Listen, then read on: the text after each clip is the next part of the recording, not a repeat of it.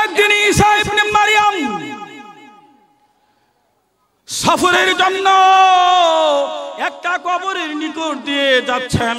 কবরের কাছে যাইতেই কবর থেকে শাস্তির আওয়াজ, চিৎকারের আওয়াজ, কান্নার আওয়াজ আসতেছে। ঈসা ইবনে মারইয়াম কবরের কাছে দাঁড়াইলেন না, তিনি তাড়াতাড়ি ওই কবর থেকে চলে গেলেন। বেশ কয়েক বছর পরে আবার ওই কবরের কাছ দিয়ে, ওই কবরের নিকট দিয়ে আসতেছেন। এখন আসার সময় ওই কবরের কাছে গেলেই, কবরের কাছে আসতেই এখন আর জাহান্নামের শাস্তির আওয়াজ আর চিৎকারের আওয়াজ, কান্নার আওয়াজ পাওয়া যায় না। উল্টো কবর থেকে জান্নাতের সুঘ্রাণ তার নাকের ভিতরে আসিতেছে। সুবহানাল্লাহ বলেন, আর একটু আসতে বলেন সুবহানাল্লাহ।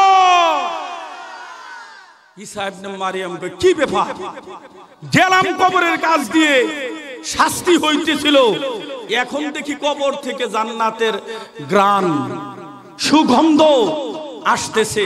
তার মনের ভিতরে কৌতূহল জাগছে, আগ্রহ জাগছে। কারণটা কি? কারণ অবশ্যই অনুসন্ধান করা দরকার।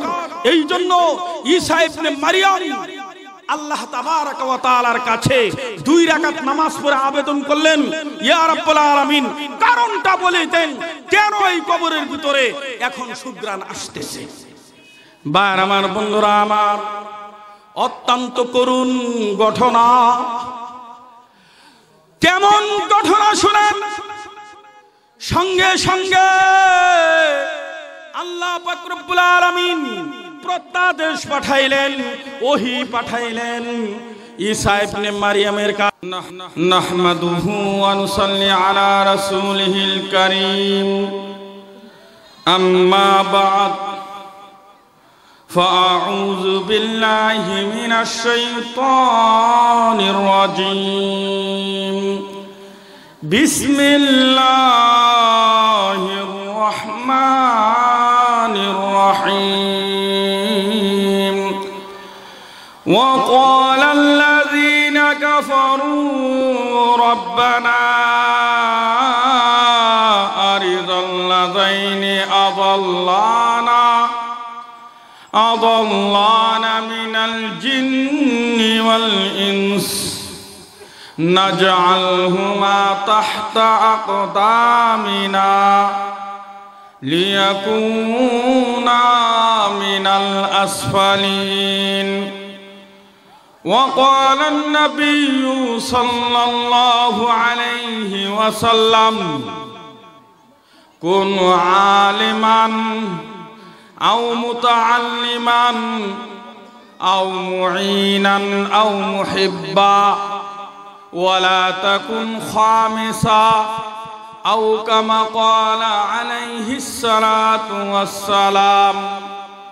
وقال النبي صلى الله عليه وسلم خيركم من تعلم القرآن وعلمه أو كما قال عليه الصلاة والسلام. صدق الله العظيم وصدق رسوله النبي الكريم ونحن على ذلك من الشاهدين والشاكرين والحمد لله رب العالمين. उल्फत में बराबर है वफा हो के जफा हो,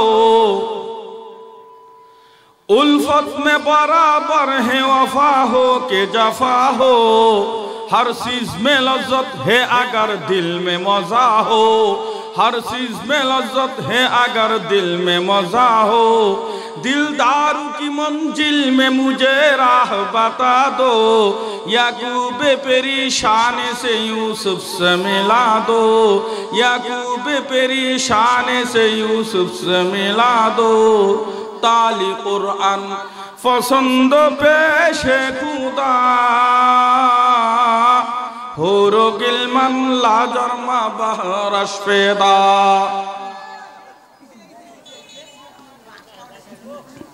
জান্নাতুল বাকি নুরানি হাফিজিয়া মাদ্রাসার উদ্যোগে বিল সিংলা প্রাণনাথ বাড়ি মুক্তাগাছা মোমেন শাহী এর উদ্যোগে আয়োজিত আজকের ইসলামী মহাসম্মেলনের আমার অত্যন্ত শ্রদ্ধাভাজন সর্বজন স্বীকৃত বিদিত সম্মানিত সভাপতি সাহেব উপস্থিত হয়েছেন, হচ্ছেন, হবেন জাতির সর্বশ্রেষ্ঠ সন্তান সম্মানিত উলামায়ে কেরাম, এবং আমার সম্মুখ পানে বসে আছেন অত্র এলাকার দিন প্রিয়, ইসলাম প্রিয়, নবী প্রেমিক, আল্লাহ প্রেমিক, ইমানদার মুসলমান ভাই বন্ধুগণ, এবং আমার পিতৃতুল্য সম্মানিত মুরব্বীগণ, এবং আমার সমবয়স্ক যুবক বন্ধুরা, পর্দার অন্তরালে অবস্থানরত আমার অত্যন্ত শ্রদ্ধেয়া অবলা সরলা মা ও বোনেরা, সর্বপ্রথম ওই মহান রব্বুল আলামিনের আলিশান দরবারে শুকরিয়া আদায় করি, কৃতজ্ঞতা প্রকাশ করি যে মহান রব্বুল আলামিন আমাদেরকে অত্যন্ত যাচাই করে, বাছাই করে, নির্বাচিত করে, মহব্বত করে, ভালোবেসে এই জান্নাতের বাগানে জালিসুর রহমানে এসে বসে পবিত্র কুরআনুল কারীমের আলোচনা শোনার জন্য, বসার জন্য তৌফিক দান করেছেন। সেই জন্য আমরা সবাই কালিমাতে শুকুর আদায় করে আলহামদুলিল্লাহ। আর একটু উচ্চ আওয়াজে বলি আলহামদুলিল্লাহ। মুসলমান, আমরা সেই আবু বকরের উত্তরসূরি, সেই উমর ফারুক রাদিয়াল্লাহু আনহুর উত্তরসূরি, যেই উমর ফারুক রাদিয়াল্লাহু আনহুর লিখিত একখানা চিঠির মাধ্যমে তদানীন্তন কালে মিশরে অবস্থিত নীল নদী শুষ্ক হয়ে যেত, শুকিয়ে যেত, সেই উমর ফারুক রাদিয়াল্লাহু আনহুর লিখিত একখানা চিঠি শুষ্ক নদীতে নিক্ষেপ করার সঙ্গে সঙ্গে নদীর দুকুল বয়ে পানি প্রবাহিত হয়েছিল। কথা ঠিক কিনা? আর একটু জোরে বলেন ঠিক কিনা? আমরা তো সেই শাহজালালের উত্তরসূরি, যেই শাহজালাল ইয়ামানি রহমাতুল্লাহি আলাইহি এই বাংলাদেশের সিলেটের জমিনে এসে কালেমায়ে তৌহিদের দাওয়াত দিতে যখন শুরু করেন, কালেমায়ে তৌহিদের ধ্বনি প্রতিধ্বনিতে তদানীতন সিলেটের গৌর গোবিন্দের রাজপ্রাসাদ প্রকম্পিত হয়ে গিয়েছিল। কথা ঠিক কিনা? সম্মানিত উপস্থিতি মণ্ডলী, আজকে ইহুদি খ্রিস্টান চক্র সরল মনা মুসলমানের ঈমানকে বিধ্বংস করছে। কথা ঠিক কিনা? সম্মানিত উপস্থিতি মণ্ডলী, ইহুদি খ্রিস্টান বসে নাই, ওই খ্রিস্টান চক্র, খ্রিস্টানের দালালেরা যুগে যুগে সরল মনা মুসলমানের ঈমান নিয়ে চিনিমিনি খেলতেছে। কথা ঠিক কিনা? তার প্রমাণ আপনাদের সামনে উপস্থাপন করব। সম্মানিত উপস্থিতি মণ্ডলী, সুধী মণ্ডলী, আপনারা জানেন যখন এই ভারত উপমহাদেশে এই ইসলামের দাওয়াত ব্যাপকভাবে বিস্তৃত হলো এবং মানুষেরা দলে দলে মুসলমান হতে শুরু করলো, তখন এবং হক্কানি উলামায়ে কেরাম, হক্কানি পীর সাহেবগণ তাদের খানকার মাধ্যমে, উলামায়ে কেরাম মাদ্রাসা মসজিদের মাধ্যমে এ দেশের মানুষের ভিতরে কালেমার দাওয়াত, দ্বীন ইসলামের চর্চা করতেছিল। কথা ঠিক কিনা? এই অবস্থা দেখে তদানীন্তন কালের ইহুদি, খ্রিস্টান এবং ইংরেজ বেনিয়াদের মাথা নষ্ট হয়ে গিয়েছিল, যার কারণে তারা কিছু বন্ড পীরদের সয়লাভ এই ভারত উপমহাদেশে ঘটিয়েছিল। কথা ঠিক কিনা? এবং এই বন্ড পীরেরা হক্কানি পীরদের মাঝে মিশিয়ে গিয়ে হক বাতিলকে একত্রিত করে মুসলমানের ঈমানকে নষ্ট করে দেওয়ার জন্য, কুরআন হাদিসকে বিধ্বংস করে দেওয়ার জন্য, ইসলামকে এই দুনিয়ার বুক থেকে চিরবিদায় করে দেওয়ার জন্য ইহুদি খ্রিস্টানরা যুগে যুগে চক্রান্ত করছে। কথা ঠিক কিনা? তারই সূত্র ধরে ইহুদি খ্রিস্টান বসে নাই, মুসলমান আমরা নাকে তেল দিয়ে ঘুমাচ্ছি, কিন্তু ইহুদি খ্রিস্টান কুফরি শক্তিরা তারা বসে থেকে নাই। যখন ইহুদি খ্রিস্টান চক্র তারা দেখতে পেল এই ভারত উপমহাদেশে, বাংলাদেশ, ভারত, পাকিস্তান, এশিয়া মহাদেশের মানুষগুলো দলে দলে দ্বীন ইসলামের দিকে ধাবিত হচ্ছে। কথা ঠিক কিনা? দাওয়াতে তাবলীগের মাধ্যমে হযরত ইলিয়াস রাহমাতুল্লাহি আলাইহির প্রতিষ্ঠিত তাবলীগ জামাতের মাধ্যমে যখন দলে দলে মানুষ দ্বীন ইসলাম গ্রহণ করতেছে, আপনি সেই আমেরিকার দিকে তাকান, ব্রিটেনের দিকে তাকান, ইংল্যান্ডের দিকে তাকান, অস্ট্রেলিয়ার দিকে তাকান, ইউরোপিয়ান কান্ট্রির দিকে তাকান, দেখতে পাবেন প্রতিদিন দলে দলে মানুষ ইসলামের সুশীতল ছায়াতলে সকলেই জড়ো হচ্ছে। কথা ঠিক কিনা? এই অবস্থা দেখে ইহুদি খ্রিস্টানের মাথা নষ্ট, কুফরি শক্তিগুলোর মাথা নষ্ট, যার কারণে ইহুদি খ্রিস্টানরা দাওয়াতে তাবলীগের ভিতরে, তাবলীগ জামাতের ভিতরে ঢুকে পড়ে। যেই তাবলীগ জামাত ছিল রাজনীতি মুক্ত। কথা ঠিক কিনা? যেই তাবলীগ জামাত ছিল নির্বাচন, যেই তাবলীগ জামাত ছিল দারুল উলুম দেওবন্দের পরামর্শে পরিচালিত হতো, সেই তাবলীগ জামাতের ভিতরে ইহুদি খ্রিস্টানের চক্ররা, দালালেরা ঢুকে পড়ে সরল মরার মুসলমানের ঈমান নষ্ট করে দিচ্ছে। কথা ঠিক কিনা? আর একটু জোরে বলেন ঠিক কিনা? সম্মানিত উপস্থিতি মণ্ডলী, অত্যন্ত ভারাক্রান্ত হৃদয় নিয়ে আপনাদের সামনে কথাবার্তা বলতেছি। তবে আমি আমার নির্ধারিত যে আয়াতুল কারিমা তেলাওয়াত করছি, আমি নির্ধারিত সময়ে সেই আলোচনা সমাপ্ত করব। আলহামদুলিল্লাহ, আপনারা সবাই শান্তশিষ্ট করে বসে পড়ুন।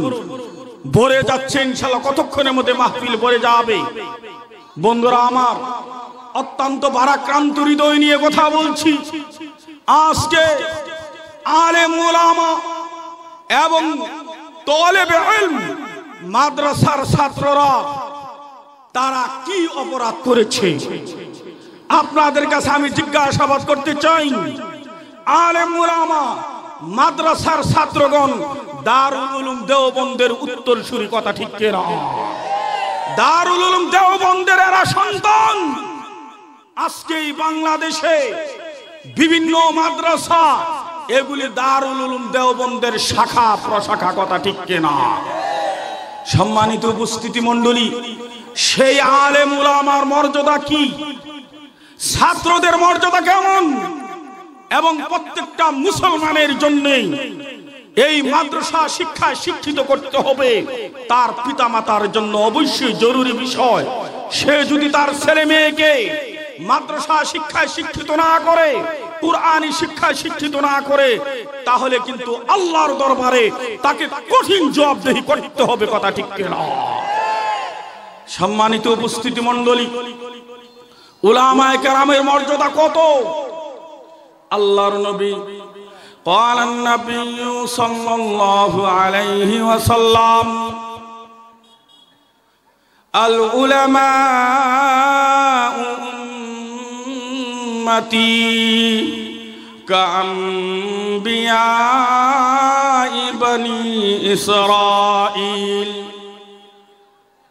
ভাইরা আমার বন্ধুরা আমার আল্লাহর নবী বিশ্বনবী রহমাতুল লিল আলামিন বলেন, হে আমার শেষ নবীর উম্মতেরা, হে আমার উম্মতেরা, হে আমার উম্মতের দল, আমার উম্মতের ভিতরে উলামায়ে কেরাম মাদ্রাসার ছাত্রীর মর্যাদা কত। আল্লাহর নবী বলেন, উলামা উম্মতি কাআনবিয়াই বনি ইসরাঈল। ভাইরা আমার বন্ধুরা আমার আল্লাহর নবী বলেন, উলামায়ে কেরামের সম্মান কত। আমার উম্মতের আলেমগণ, আমার উম্মতের উলামায়ে কেরাম এবং ছাত্রগণ বনি ইসরাইলের নবীগণের সমতুল্য। সবাই পড়ি সুবহানাল্লাহ, আর একটু জোরে পড়েন সুবহানাল্লাহ। আরেক হাদিসে আসছে, উলামায়ে কেরামকে দেখা নবীগণকে দেখার সমতুল্য। একটু সাউন্ড কমাও। সম্মানিত হাজিরিন, সমস্যা নাই, আপনারা মনোযোগ দিয়ে শুনেন, অত্যন্ত গুরুত্বপূর্ণ কথা। এই জন্য উলামায়ে কেরামকে ইজ্জত করতে হবে, উলামায়ে কেরামকে সম্মান দেখাইতে হবে। উলামায়ে কেরামের যদি ইজ্জত না করা হয়, উলামায়ে কেরামকে যদি সম্মান না করা হয়, তাহলে মূলত নবীকেই অসম্মান করা হলো। কথা ঠিক কি না? আর একটু জোরে বলেন ঠিক কি না? তাহলে আমি আপনাদের সামনে ছোট্ট একটা ঘটনা বলি। এই উলামায়ে কেরামের ইজ্জত এত বেশি কেন? বনি ইসরাইলের নবীদের সমতুল্য কেন? এইটা আপনার সামনে আমাকে দলিল পেশ করতে হবে। বর্তমান যুগ তো দলিলের যুগ, দলিল দিয়ে কথাবার্তা বলতে হয়। এক বুজুর্গ স্বপ্নে দেখতেছেন। কি স্বপ্ন? উনি জান্নাত স্বপ্ন দেখতেছেন। জান্নাতের ভিতরে বিশাল একটা মঞ্চ। মনোযোগ দিয়ে শুনলেন, খুব ভালো করে বুঝবেন। মঞ্চের ভিতরে সবচেয়ে উঁচু চেয়ার, এই চেয়ারের ভিতরে আসন অলঙ্কৃত আছেন তাজদারে মদিনা মুহাম্মদুর রাসূলুল্লাহ, সবাই বলি সাল্লাল্লাহু আলাইহি ওয়াসাল্লাম। ডান দিকে উম্মতের উলামায়ে কেরাম, তাতে বসা আছেন হযরত ইমামে গাজ্জালী রাহমাতুল্লাহি আলাইহি। বাম দিকে বসা আছেন বনি ইসরাইলের হাজার হাজার নবীগণ, এবং সেখানে উপস্থিত আছেন বনি ইসরাইলের শ্রেষ্ঠ নবী হযরত মূসা আলাইহিস সালাতু ওয়াস সালাম। বুঝবেন খুব ভালো করে। এই সময় হঠাৎ করে হযরত মূসা আলাইহিস সালাতু ওয়াস সালাম বিশ্ব নবীকে জিজ্ঞাসা করলেন, ইয়া রাসূলুল্লাহ, ইয়া হাবিবাল্লাহ, আপনি দুনিয়াতে বলেছেন যে আপনার উম্মতের আলেমগণ নাকি বনি ইসরাইলের নবীদের মতো। বিষয়টা একটু আপনি বুঝাই দেন, কিভাবে হলো, কেমন বুঝলেন? ভাইরা আমার, বন্ধুরা আমার, আল্লাহর নবী বিশ্ব নবী রহমাতুল লিল আলামিন হযরত মূসা আলাইহিস সালাতু ওয়াস সালামকে লক্ষ্য করে বললেন, ও বনি ইসরাইলের মূসা, তুমি আমার ডান পাশে আমার উম্মতের আলেমগণ বসা আছে, আমার উম্মতের আলেমগণ বসা আছেন। তুমি যে আলেমদের ভিতরে মধ্যযুগীয় সর্বশ্রেষ্ঠ আলেম ইমাম গাজ্জালী রাহমাতুল্লাহি আলাইহি বসা আছেন, তুমি তাকেই জিজ্ঞাসাবাদ করো, উনি বলে দিবেন সঙ্গে সঙ্গে হযরত মূসা আলাইহিস সালাতু ওয়াস সালাম ইমাম গাজ্জালী রাহমাতুল্লাহি আলাইহি কে জিজ্ঞাসা করলেন, হে শেষ নবীর আলেম, আপনার নাম কি? হযরত ইমাম গাজ্জালী রাহমাতুল্লাহি আলাইহি তিনি একদমে এক নিঃশ্বাসে নিজের নাম, পিতার নাম, দাদার নাম, পরিদাদার নাম, এইভাবে নাম বলতে বলতে বলতে বলতে হযরত আদম আলাইহিস সালাতু ওয়াস সালাম পর্যন্ত সকলের নাম গেট গেট করে বলে দিলেন। সুবহানাল্লাহ বলেন। এখন মূসা আলাইহিস সালাম বললেন, কি ইমাম গাজ্জালী, আমি তোমাকে বলেছি তোমার নাম কি? আমি তো এটা বলি নাই তোমার দাদার নাম কি, তোমার পিতার নাম কি, পরিদাদার নাম কি, তারপরেরটার নাম কি, এগুলি তো আমি জিজ্ঞাসাবাদ করি নাই, কেন তুমি এমন কথা বললা? তখন বনি ইসরাইলের নবী হযরত মূসা আলাইহিস সালাতু ওয়াস সালামকে লক্ষ্য করে ইমামে গাজ্জালী রাহমাতুল্লাহি আলাইহি বললেন, হে বনি ইসরাইলের নবী, হে বনি ইসরাইলের শ্রেষ্ঠ নবী মূসা, আল্লাহ পাক রব্বুল আলামিন যখন আপনাকে বলেছিলেন ওয়ামা তিলকা বিয়ামিনিকা ইয়া মূসা, আল্লাহ পাক রব্বুল আলামিন যখন আপনাকে বলেছিলেন হে মূসা তোমার ডান হাতে এটা কি, আপনি তখন উত্তর দিয়েছিলেন হিয়া আসায়া আতাওয়াক্কাউ আলাইহা ওয়া আহুশু বিহা আলা গনামি ওয়া লিয়া ফিহা মারিবু উখরা। আটকাই দিছে, দেখছেন? আল্লাহ বলেছিলেন তোমার ডান হাতে কি, আপনি উত্তরে এতটুকু বললেই হতো যে হিয়া আসায়া, আমার লাঠি, কিন্তু আপনি এর পরেও খালি বাক্য লম্বাই করছেন আতাওয়াক্কাউ আলাইহা, আমি এর উপর বর দিয়ে চলাফেরা করি, ও আহুশু বিহা আলা গানামি, এবং এই লাঠি দ্বারাতে আমি গাছ থেকে পাতা পল্লব পেরে আমার বকরিদেরকে খাওয়াই, বকরিদেরকে খাদ্য দেই। শুধু এতটুকুই বলেন নাই, আরো কি বলছেন যে আমি আরো অন্যান্য যত আপদ বিপদ বলা মুসিবত সব কিছু এই লাঠি দিয়ে সম্পাদন করি। কথা ঠিক কিনা? আপনি এত লম্বা করছিলেন কেন? তোমার কথা শুনে তো আমি আশ্চর্য হয়ে গেলাম, তুমিও আমাকে আটকাই দিলা। আমি লম্বা করার কারণ কি জানো? আশেক আর মাসুক যখন একত্রিত হয়, প্রেমিক এবং প্রেমিকা যখন একত্রিত হয়, তখন আলাপ আলোচনা গল্প করা যত লম্বা করা যায় তত ভালো লাগে, তত মজা লাগে, তত আনন্দ লাগে। কথা ঠিক কিনা? আমি সুযোগ পেয়েছি হযরত মূসা আলাইহিস সালামের সঙ্গে আল্লাহর সঙ্গে আলোচনা করার জন্য, আল্লাহর সঙ্গে কথোপকথন করার জন্য। এই জন্য আমি লম্বা করে আলোচনা করলাম যাতে আমি মজা লাগে, মজা পাই। এখন হযরত ইমামে গাজ্জালী বললেন, আমিও তো এই জন্য লম্বা করলাম যে বনি ইসরাইলের সর্বশ্রেষ্ঠ নবী মূসার সঙ্গে আমার সাক্ষাৎ হলো, কথোপকথন হলো, সুতরাং আমি এই জন্য আমার নাম বলেই ক্ষান্ত হয় নাই, আমার পিতার নাম, দাদার নাম, তারপরের দাদার নাম, কথা যতই লম্বা করতেছি আর আপনার সঙ্গে কথাবার্তা বলতেছি ততই আমার ভালো লাগতেছে, মজা লাগতেছে, আনন্দ উপভোগ করতেছি।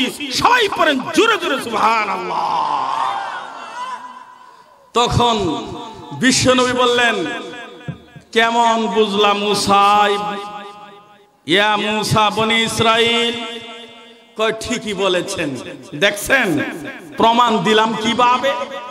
কাজেই বন্ধুরা আমার, উলামায়ে কেরামের ইজ্জত এবং মর্যাদা হাসরের ময়দানে কত ইজ্জত হবে। আল্লাহু আকবার। হাদিসের ভিতরে আসছে আল উলামা ইয়াউমাল কিয়ামাতি আলা মানাবিরি মিন নূর। আল্লাহর নবী বিশ্ব নবী রাহমাতুল লিল আলামিন বলেন, আমার শেষ নবীর, আমার উম্মতের উলামায়ে কেরাম, আমার উম্মতের হাফিজুল কোরআন, আমার উম্মতের হাফিজ ছাত্রগণ, আমার উম্মতের উলামায়ে কেরাম হাসরের ময়দানে নূরের মেম্বারের উপর, নূরের চেয়ারের উপর বসে থাকবে। সবাই পড়ি সুবহানাল্লাহ। যেই দিন হাসরের দিন কত লম্বা, কত কঠিন হাসরের দিন।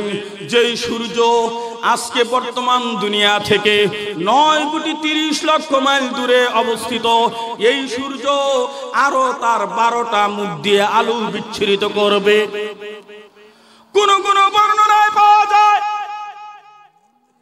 সূর্যের আলো দুনিয়ার যে সূর্য আলো দিচ্ছে এর চেয়ে আরো 70 গুণ আলো হবে। এই আলোর কারণে, এই গরমের কারণে, এই তাপের কারণে, এই হিটের কারণে কিয়ামতের দিন আদম সন্তানের মাথাটা নারিকল ভাঙ্গার মতো দ্বিখণ্ডিত হয়ে যাবে এবং মাথার মস্তক এরকম টকবক করে বলক পাড়তে থাকবে, জমিন হয়ে যাবে তামা। এই কঠিন পরিস্থিতিতে আল্লাহ পাক রব্বুল আলামিন উলামায়ে কেরামকে নূরের মেম্বরের উপর বসাইয়া রাখবেন। সুবহানাল্লাহ। বাইরে আমার বন্ধুরা আমার, এই জন্য কোরআনের আলেম, কোরআনের হাফেজকে মর্যাদা দিতে হবে, সম্মান দেখাতে হবে। যদি কোনো ব্যক্তি কোরআনের আলেম আর হাফেজদেরকে সম্মান না দেখায়, যদি অপদস্থ করে, লাঞ্ছিত করে, অপমানিত করে, কোন কোন কিতাবের ভিতরে পাওয়া যায় ওই ব্যক্তির মৃত্যুর সময় কালেমা নসিব হওয়া কঠিন হবে।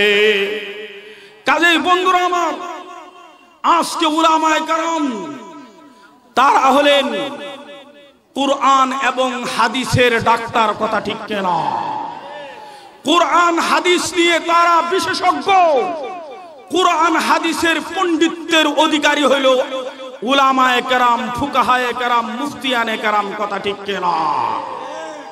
15-20 বছর যাবত তার লাইফের এক বৃহৎ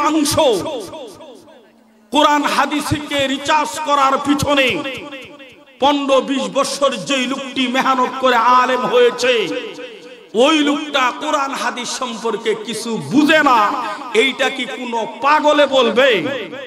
কি কোন আপনারা কোনো পাগলে বলবে? কিন্তু 3 চিল্লা আর 2 চিল্লা লাগাই আইসা বলে আলেমরা কি গুড়ার ডিম কচু জানে। সবাই পড়েন নাউজুবিল্লাহ। আর একটু জোরে পড়েন নাউজুবিল্লাহ। এবং আলেমরা আমল করে না। আরে মিয়া, তুমি আলেমের আমল খুঁজো। তুমি একজন আবেদ 1000 বছর ইবাদত করবা, আর আলেমের সকালবেলা গিয়ে একটা মাসালা পড়াবে, 1000 বছর নফল নামাজ পড়বেন, ওই মাসালা হল করা সবচেয়ে বেশি আর মর্যাদার অধিকারী উত্তম, কথা ঠিক কিনা? তাহলে তো ঘটনা শুনাইতেই হয়। ইমামে আবু হানিফা রাহমাতুল্লাহি আলাইহিকে আবু ইউসুফ সাহেব দাওয়াত করেছেন। অনেক লম্বা চূড়া কথা, আমি ঘটনাটা পূর্ণাঙ্গ বলবো না, ঘটনার একটা অংশ বলতেছি। ইমাম আবু হানিফা রাহমাতুল্লাহি আলাইহিকে দাওয়াত করেছেন কে? ইমাম আবু ইউসুফ। ছাত্র দাওয়াত করছেন উস্তাদকে। দাওয়াত করার পর রাত্রিবেলা খুব জয় যত্ন করে খাওয়াইলেন এবং মেয়ে বলতেছে যে হুজুর, আপনার উস্তাদ যে আসছেন, আমি দুই তিনটা প্রশ্ন করব। তার মধ্যে একটা প্রশ্ন হলো যে আমি খানা দানা করার পর এক বদনা পানি রেখে এসেছিলাম এবং এত পরিমাণ, 2 নম্বর প্রশ্ন, এত পরিমাণ খাদ্য দিয়েছি যে 4-5 জন লোকে খাইতে পারে, সবগুলো খানা আপনার হুজুরে খেয়েছেন। আবার ফজর নামাজ পড়েই হুজুর দিলেন দৌড়, তাহার ইশরাকের কোনো খবর নাই, চাষের কোনো খবর নাই। কথা ঠিক না বেঠিক? এইটাই তো দোষ ধরো তোমরা, নাকি কও? দেখো ঘটনা শোনাইলাম, দলিল, লং দলিল, আই ক্যান চ্যালেঞ্জ, আমি চ্যালেঞ্জ করলাম, তোমরা কিতাবে দেখো এমন ঘটনা আছে কিনা। সম্মানিত উপস্থিতি মণ্ডলী, যাই হোক, আবু হানিফা রাহমাতুল্লাহ আলাইহি ফজর নামাজ পড়েই দিছেন দৌড়, দোয়াও করে নাই। এখন আবু হানিফার আবু ইউসুফের মেয়ে বলতেছেন আবু ইউসুফকে, আব্বা আপনার হুজুর কোথায় গেল, তাড়াতাড়ি ডাক দেন, তার কাছে আমার 3টা প্রশ্ন। 1 নম্বর প্রশ্ন, বুজুর্গানে দিন খানা খান 3 ভাগের 1 ভাগ, 1 ভাগ খালি 1 ভাগ পানি, এত পরিমাণ খানা খাইলেন কেন? প্রশ্ন কি ঠিক আছে কি ঠিক নাই? আরেকটু জোরে বলেন, ঠিক আছে কি ঠিক নাই? এই প্রশ্নের উত্তর দিলেন হযরত আবু হানিফা রাহমাতুল্লাহি আলাইহি, আমি তোমাদের খাদ্যের ভিতরে এমন হালাল রিজিকের ঘ্রাণ আমার নাকের ভিতরে আসতেছে, এর চেয়ে হালাল খাদ্য আমার জীবনে পাই নাই। এই জন্য আমি 5 জনের খাবার আমি খেয়ে নিলাম, যাতে করে এই খাদ্যের দ্বারাতে বেশি বেশি করে মাসলা মাসাইল উদ্ঘাটন করতে পারি, বেশি বেশি করে কোরআন হাদিস রিসার্চ করতে পারি, বেশি করে আল্লাহর ইবাদত বন্দেগী করতে পারি। কথা ঠিক কি না? দই, আচ্ছা দিলাম আপনাকে পানির বদনা, সকালবেলা সেহরির সময় গিয়ে দেখি পানির বদনা ওইরকমই ভরে রয়েছে, পরিপূর্ণতা রয়েছে। তখন আবু হানিফা রাহমাতুল্লাহি আলাইহি বললেন, মারে আমি এশার ওযু দিয়া সারা রাত্র আমি ইবাদত করেছি, মাসালা বাহির করছি, ইবাদত করছি, মাসালা বাহির করছি, ইবাদত করছি, এইভাবে কখন ফজরের আজান হয়ে গিয়েছে আমি টেরও পাই নাই। ওই ওযু দিয়েই আমি ফজরের নামাজ আদায় করলাম। সবাই গলা ফাটাইয়া পড়েন সুবহানাল্লাহ। হয় নাই সুবহানাল্লাহ? 3 নম্বর, আচ্ছা সবই বুঝলাম, নামাজ পড়ে আপনি ইশরাক পড়ে গেলেন না কেন, চাষ্ট পড়ে গেলেন না কেন? কয় শুনো, আমি যে পড়ে গেলাম না কেন, আমার দরবারে হাজার হাজার ছাত্ররা বসে আছে, যা আমি কখন যাব, আর আমি ওখানে গিয়ে যদি আমি একটা মাসআলা শিক্ষা দেই, তাহলে এখানে ইশরাক নয়, চাষ্ট নয়, দুহা নয়, যে কোনো নামাজ হোক না কেন এর চেয়ে হাজার গুণ উত্তম, হাজার গুণ উত্তম। কথা ঠিক কিনা? এখন এখানে আপনারা মাইক পেলন, এখন আপনারা বুঝে নেন যে হুজুররা দৌড় মারে কি এর। সম্মানিত উপস্থিতি মণ্ডলী, যে কথাটা বলতেছিলাম, উলামায়ে কেরাম হইল কোরআন হাদিসের ডাক্তার। কোরআন হাদিসের ডাক্তার কোন ইঞ্জিনিয়ার হতে পারে না, কোরআন হাদিসের ডাক্তার কোন দুনিয়াবি ডাক্তার হতে পারে না, কোরআন হাদিসের জ্ঞান কোন 2 চিল্লার সাথে অর্জন করতে পারে না। কথা ঠিক কিনা? অথচ আপনারা জানেন যেই তাবলীগ জামাত নিয়ে দ্বিধা বিভক্ত চলছে, সেই লোকটা হলো ভারতের মাওলানা সাদ কান্দলবি। যেই লোকটা পবিত্র কুরআনুল কারীম, হাদিসের ব্যাপারে, আল্লাহর ব্যাপারে, মুসার ব্যাপারে, নবীর ব্যাপারে 39টি জায়গা মারাত্মকভাবে আক্রমণ করেছে। কথা ঠিক কিনা? এই আক্রমণ শুদ্ধ হলো না অশুদ্ধ হলো তোমরা গুড়ার ডিম কচু বুঝবা। কথা ঠিক কিনা? এইটা তো বুঝবে উলামায়ে কেরাম, এইটা বুঝবে মুফতিয়ানে কেরাম, এইটা বুঝবে মুফাসসিরিনে কেরাম। অন্য কোন ব্যক্তি বুঝতে পারবে না কোনোদিন। কথা ঠিক কিনা? আর তোমরা তাবলীগের নামে সহজ সরল মাদ্রাসার ছাত্ররা তারা প্যান্ডেলের কাজ করতেছে, তোমরা জুরের নাম নিয়ে সারা বাংলাদেশ থেকে 40-50 হাজার লাঠিয়াল বাহিনী নিয়ে আশেপাশের মসজিদে অবস্থান করে শেষ দিন তোমরা পুলিশের নাগের ডলার উপর থেকে তোমরা গেট ভেঙে ওই নিরপরাধ ইয়াসিন পড়তেছে, কুরআন পড়তেছে এমন মাদ্রাসা এবং শিক্ষকের উপরে অকথ্য নির্যাতনের স্টিম রুলার চালাইছো, তোমরা আবার তাবলীগ করো, কথা ঠিক না? এটা কেমন তাবলীগ? এইটা হলো উলামায়ে কেরামকে হত্যা করার তাবলীগ, কথা ঠিক না? উলামায়েকে হত্যা করার ষড়যন্ত্রের কথা ঠিক না? সম্মানিত হাজিরিন, এই জন্য আমি বাংলাদেশ সরকার মাননীয় প্রধানমন্ত্রীকে বলে দিতে চাই, আপনাকে উলামায়ে কেরাম কওমি জননী দিয়েছেন উপাধি, কথা ঠিক না? আপনি যদি কওমি জননী হয়ে থাকেন তাহলে আপনার সন্তানের এই রক্তের বদলা যতদিন পর্যন্ত না নেবেন ততদিন পর্যন্ত এই বাংলাদেশের উলামায়ে কেরাম ঘরে বসে থাকবে না, তাওহীদি জনতা ঘরে বসে থাকবে না, কথা ঠিক না? সম্মানিত হাজিরিন, মনে করছে তাদের লাঠি আর তাদের এই স্টিকারের আক্রমণ করে উলামায়ে কেরাম, কয়টা উলামায়ে কেরাম মারবা? হাজার হাজার উলামায়ে কেরাম মাঠে নেমে গিয়েছে। যে পর্যন্ত তারা তওবা না করবে ওই পর্যন্ত উলামায়ে কেরামের এইরকম প্রতিবাদী কণ্ঠ চলতেই থাকবে, কথা ঠিক না? তাদের সঙ্গে কিন্তু আমাদের কোনো শত্রুতা নাই, কথা একটাই, বুঝেন, এখনো বুঝেন। আপনি ইঞ্জিনিয়ার হয়েছেন, আপনি একজন সেনা অফিসারের অবসরপ্রাপ্ত হয়েছেন, কি হয়েছে? কুরআন টিম কচু। আপনি কি কোরআনের ব্যাপারে পণ্ডিত হয়েছেন? হন নাই। কাজেই সম্মানিত হাজিরিন, অত্যন্ত বারাক্রান্ত হৃদয় নিয়ে কথা বললাম। চিত্রগুলি যদি দেখেন আপনার চোখ ঠিক থাকবে না, আপনার অন্তর গলে গলে চোখ দিয়ে নির্দ্বিধায় পানি বের হবে।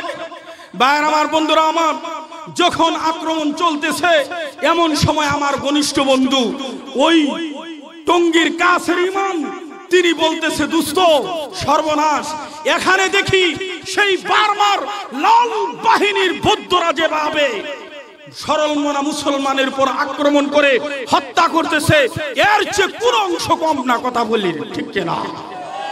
এর চেয়ে আরো তাণ্ডব চালিয়েছে তারা। সম্মানিত হাজিরিন, আমি যে কথাটা বলতেছিলাম এইটা শুরুতে কয়েকটা কথা বললাম, দরকার ছিল এই উলামায়ে কেরাম আজকে আপনার সন্তানদেরকে আলেম বানান, হাফেজ বানান।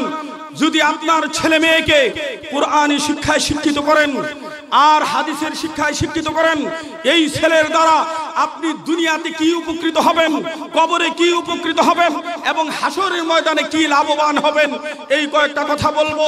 সাথে সাথে আরো 3টা পয়েন্ট, যদি ছেলে মেয়েকে কুরআন হাদিসের শিক্ষায় শিক্ষিত না করেন তাহলে দুনিয়াতে কি অশান্তি, কবরের জিন্দেগিতে কি অশান্তি, কি শাস্তি বিদ্যমান এবং আখিরাতের জিন্দেগি কত ভয়াবহ শাস্তি, তা আপনাদের সামনে আমি স্পষ্টভাবে তুলে ধরছি, খুব লক্ষ্য করে বুঝবেন। ভাইয়ের আমার, বন্ধুরা আমার, এই জন্য আপনার ছেলেকে আলেম বানান, হাফেজ বানান।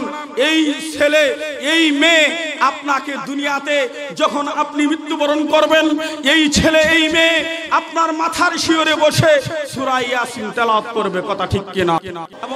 এবং শুধু তাই না, এই ছেলে মেয়ে যখন সূরা ইয়াসিন তেলাওয়াত করবে, হাদিসের ভিতরে আসছে আল্লাহর নবী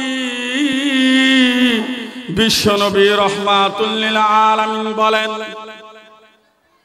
যদি কোনো মুমূর্ষু ব্যক্তির কাছে পবিত্র কুরআনুল কারীম তেলাওয়াত করে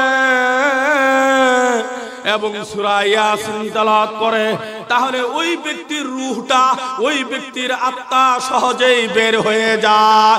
সবাই বলি সুবহানাল্লাহ। আর যদি আপনার ছেলে মেয়েকে কোরআনী শিক্ষায় শিক্ষিত করেন তাহলে কবরের জিন্দেগিতে কি লাভ, কবরের জিন্দেগিতে আপনি কেমন শান্তিতে থাকবেন?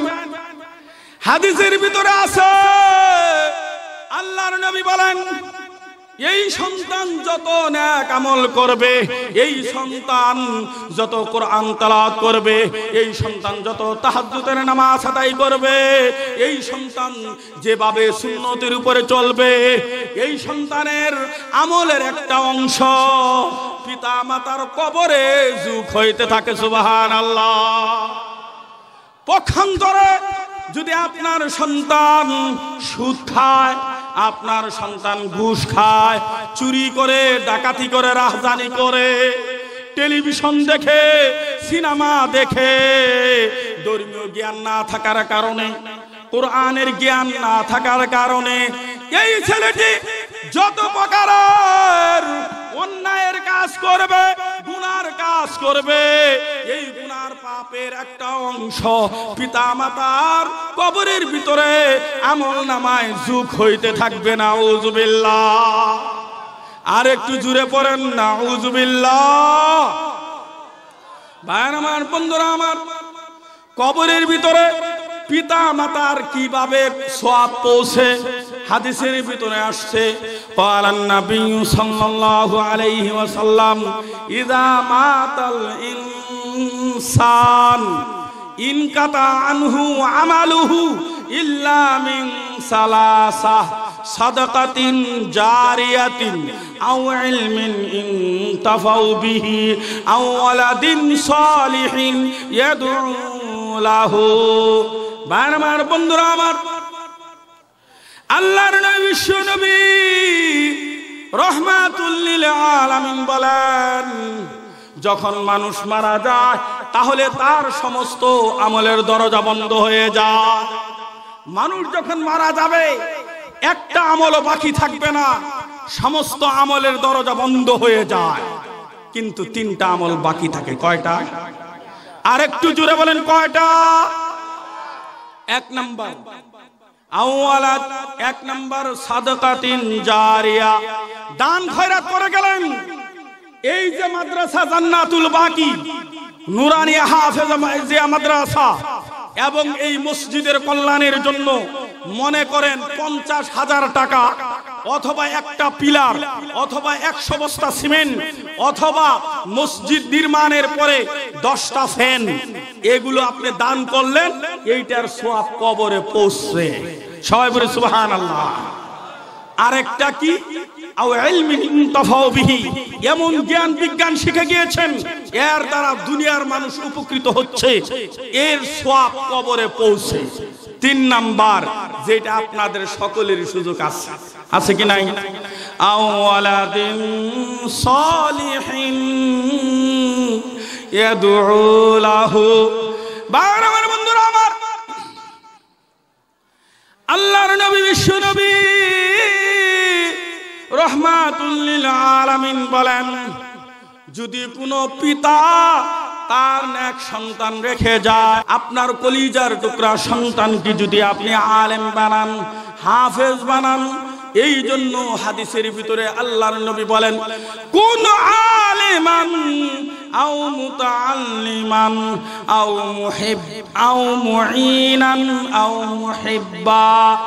ও আমার উম্মতের দল, ও শেষ নবীর উম্মতের দল, আল্লাহর নবী বলেন, তোমরা আলেম হও, আও মুতাআল্লিমান অথবা ছাত্র হও, আও মুঈনান সাহায্যকারী হও।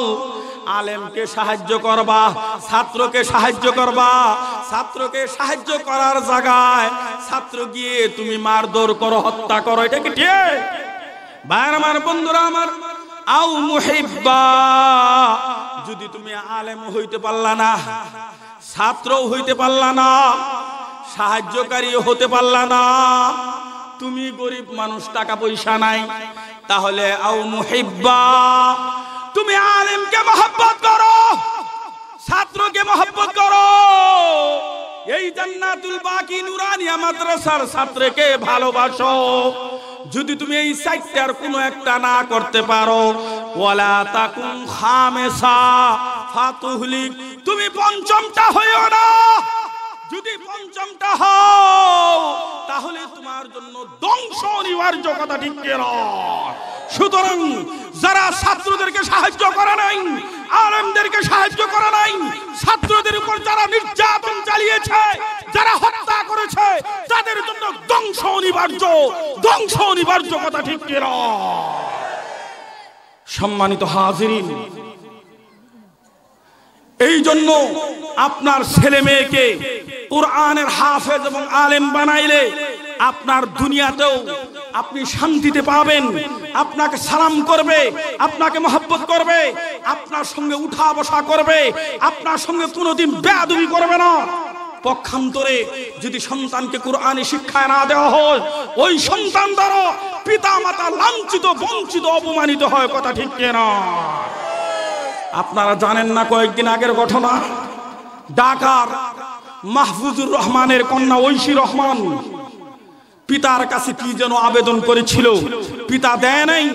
উল্টো ওই মেয়ে তার বয়ফ্রেন্ড কে নিয়ে চায়ের ভিতরে ঘুমের ঔষধ খাওয়িয়ে তাকে ছুরি দিয়ে জবাই করে দুনিয়ার বুক থেকে চির বিদায় করে দিল, কথা ঠিক কিনা? কিন্তু আপনারা কি কোনোদিন শুনেছেন এই কওমি মাদ্রাসার আলেম হাফেজ কোনদিন পিতা মাতার সঙ্গে অসৎ আচরণ করেছে? কোনদিন আমরা শুনি নাই।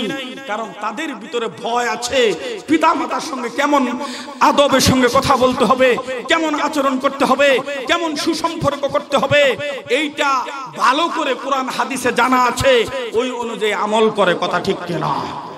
যাই হোক, কবরের জিন্দেগিতে যদি আপনি দুনিয়াতে একটা সন্তানকে হাফেজ বানায় যান, আলেম বানায় যান, আর যদি জান্নাতুল বাকি নুরানিয়া মাদ্রাসা একটা ছেলেকে দেন, এই ছেলের বদৌলতে কবরে কেমন শান্তি পাবেন, একটা ঘটনা শোনাই, মজার, শুনবেন। সময় তো আমার হলো কম, আপনাদের শোনার আগ্রহ দেখে মনে হয় আরো 2 ঘন্টা আলোচনা করলেও আমাকে ছাড়বেন না, কথা ঠিক কিনা? কিন্তু আমি তো হলাম কাছে, দেশি মানুষের খানা আর কত ভালো লাগবে। পোলাও কুরমা আসতেছে, সমস্যা নাই, তবে মাঝে মাঝে কিছু দেশিরও দরকার লাগে, লাগে কি লাগে না? সম্মানিত হাজিরিন, ঘটনাটি তাফসীরে ইবনে কাবির, তাফসীর গ্রন্থের ভিতরে সবচেয়ে বড় তাফসীর কোরআনের। এই গ্রন্থের ভিতরে আমি নিজের 2 চোখে ঘটনাটি দেখেছি, এটা আমার কোনো বানানো কোনো কথা না। ভাইরা আমার, বন্ধুরা আমার, একদিন ঈসা ইবনে মারইয়াম সফরের জন্য একটা কবরের নিকট দিয়ে যাচ্ছেন। কবরের কাছে যাইতেই কবর থেকে শাস্তির আওয়াজ, চিৎকারের আওয়াজ, কান্নার আওয়াজ আসতেছে। ঈসা ইবনে মারইয়াম কবরের কাছে দাঁড়াইলেন না, তিনি তাড়াতাড়ি ওই কবর থেকে চলে গেলেন। বেশ কয়েক বছর পরে আবার ওই কবরের কাছ দিয়ে, ওই কবরের নিকট দিয়ে আসতেছেন। এখন আসার সময় ওই কবরের কাছে গেলেই, কবরের কাছে আসতেই এখন আর জাহান্নামের শাস্তির আওয়াজ আর চিৎকারের আওয়াজ, কান্নার আওয়াজ পাওয়া যায় না। উল্টো কবর থেকে জান্নাতের সুঘ্রাণ তার নাকের ভিতরে আসিতেছে। সুবহানাল্লাহ বলেন, আর একটু আসতে বলেন সুবহানাল্লাহ। ঈসা ইবনে মারইয়ামকে কি ব্যাপার, গেলাম কবরের কাছ দিয়ে, শাস্তি হইতেছিল, এখন দেখি কবর থেকে জান্নাতের ঘ্রাণ, সুগন্ধ আসতেছে। তার মনের ভিতরে কৌতূহল জাগছে, আগ্রহ জাগছে। কারণটা কি? কারণ অবশ্যই অনুসন্ধান করা দরকার। এই জন্য ঈসা ইবনে মারইয়াম আল্লাহ তাবারাক ওয়া তাআলার কাছে 2 রাকাত নামাজ পড়ে আবেদন করলেন, ইয়া রাব্বুল আলামিন, কারণটা বলে দেন, কেন এই কবরের ভিতরে এখন সুঘ্রাণ আসতেছে? ভাইরা আমার, বন্ধুরা আমার, অত্যন্ত করুণ ঘটনা। কেমন ঘটনা শুনেন। সঙ্গে সঙ্গে আল্লাহ পাক রব্বুল আলামিন প্রত্যাদেশ পাঠাইলেন, ওহী পাঠাইলেন ঈসা ইবনে মারিয়ামের কাছে।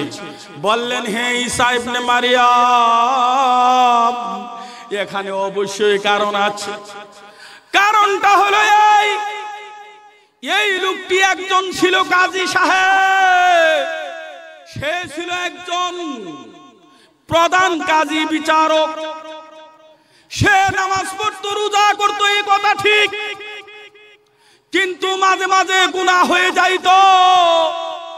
হঠাৎ করে এই লোকটার ইন্তেকাল হয়ে গেল। যখন ইন্তেকাল হয়ে যায়, এই লোকের স্ত্রীর পেটের ভিতরে, গর্ভের ভিতরে একটা বাচ্চা রেখে আসে। যখন তার ওই কবরস্থ ব্যক্তির স্ত্রী গর্ভপাত করলো, একটা ছেলে সন্তান হইল। ছেলে সন্তান হওয়ার পর যখন এই ছেলেটি হাঁটি হাঁটি পা পা করে যখন বড় হইতে লাগলো, যখন তার বয়স 5 বছরে উপনীত হলো, ছেলের মা ছেলেকে বলল, ও আমার ছেলে, তুমি যাও এই জান্নাতুল বাকি নুরানি হাফিজিয়া মাদ্রাসার প্রধান পরিচালক আব্দুর রহমানের কাছে যাও। উনার কাছে গিয়া কোরআন শিক্ষা করো, উনার কাছে গিয়া আল্লাহর নাম নিয়ে কোরআন পড়তে শিখো। ভাইরা আমার, বন্ধুরা আমার, ওই ছেলেটিকে নিয়ে ওই ছেলেটির মা কবরস্থ ব্যক্তির কাজী সাহেবের স্ত্রী তাকে কোরআন দিয়া পাঠিয়ে দিলেন মক্তবের ভিতরে। আর এই জান্নাতুল বাকি মনে করেন দইরা নেন, এইরকম মাদ্রাসার জান্নাতুল বাকি এর উস্তাদ আব্দুর রহমান ভাই ছেলেকে বলল, ও ছেলে, তুমি পড়ো বিসমিল্লাহির রহমানির রহিম, আলহামদুলিল্লাহি রাব্বিল আলামিন, আর রহমানির রহিম। ভাই আমার, বন্ধুরা আমার, এইভাবে পড়তে শুরু করো।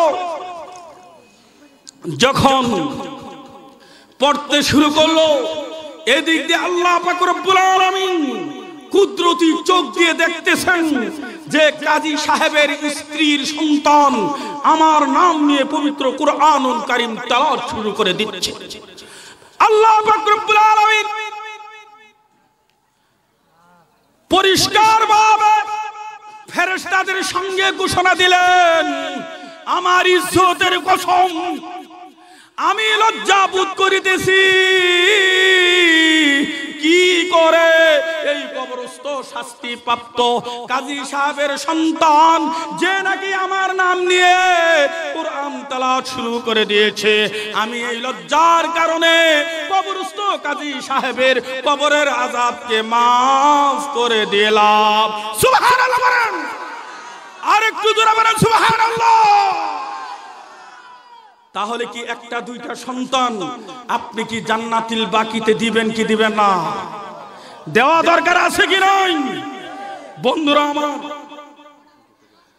বক্তা এসে গিয়েছে, এরপরে এই কবরের জিন্দেগিতে তাহলে আপনার সন্তানকে যদি কোরআনের আলেম বানান, হাফেজ বানান, এই সন্তানের কারণেই আপনি কবরে শান্তিতে থাকবেন। কথা ঠিক কিনা?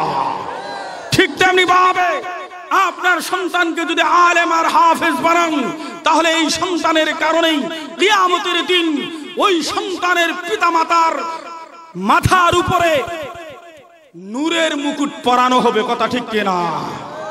উলবিসা ওয়ালিদাহু তাজান ইয়াউমাল কিয়ামাতি যুহু আহসানু মিন যুইশ শামসি।